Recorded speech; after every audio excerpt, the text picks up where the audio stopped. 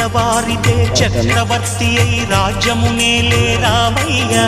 తండ్రి మాటకై పదవిని బదలి అడవులకేగెనయా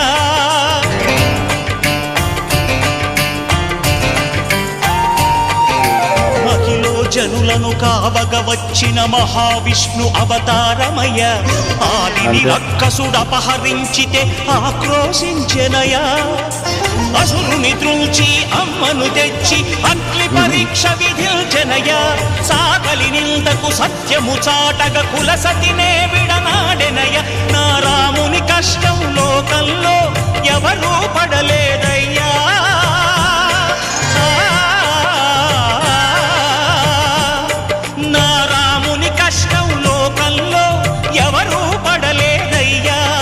సత్యం ధర్మం త్యాగంలో